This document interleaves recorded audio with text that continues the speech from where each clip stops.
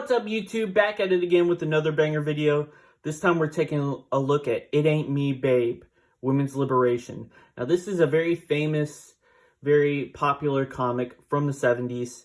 It's an all women's anthology comic. And it's sort of a response to Zap and what those guys were doing.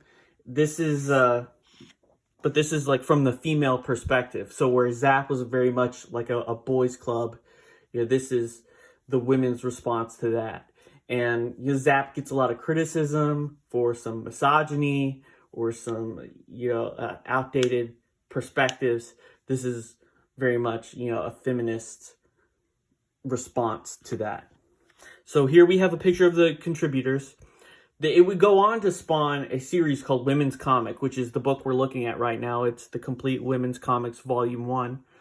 But they reproduce It Ain't Me, Babe in its entirety before, going on to the regular series. So let's just take a look at this book. This book comes from July 1970 by Trina, Lisa Lyons, Carol Michelle, Willie Mendez, Meredith Kurtzman, and Hurricane Nancy.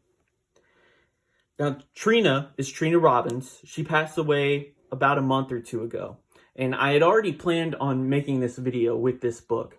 But when I heard she had passed away, I knew that I better move it up the schedule, make it sooner rather than later. Because I feel like people might have heard of her, but not known how prolific she was in the comic industry. She worked on Wonder Woman, but I would say she's most known for this. So it starts off with Oma, this story. This is an allegory. And you're going to see a lot of different art styles. That's the beauty of an anthology. You're getting a lot of different hands. And I would say this comic isn't popular because of what it is. It's more popular because of what it started. And it's the genesis of this all-female anthology group. And eventually it splinters off and you get other subgroups like Twisted Sisters, but this is where it all began. You get other stories. I really like this one. This is about a woman who works this office job and she fantasizes that she's like this lady of the jungle. You get this fantasy type of story. This looks like it could be straight out of a 70s zine. I guess in a way it is. That's basically what this was. This is just a short 2-pager. One of my favorite things about these types of 70s underground books is all the artistic exploration and expression. I feel like that's one of the most exciting parts. Oh, this is another great one. This is a parody of a lot of female cartoon characters. Famous, comics characters. Betty and Veronica, Little Lulu, Supergirl, Petunia Pig, Witch Hazel, and they all devise a plan. They're all gonna abandon their male counterparts and form their own club, the No Boys Allowed Club, which kind of mirrors what this group was doing to the Zap crew. They're forming their own club, No Boys Allowed. We get another one. This is the same cartoonist that did the Jungle Woman story. Here's a Trina Robbins story.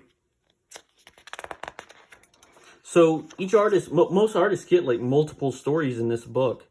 So they each had multiple opportunities to tell stories, which I think is neat.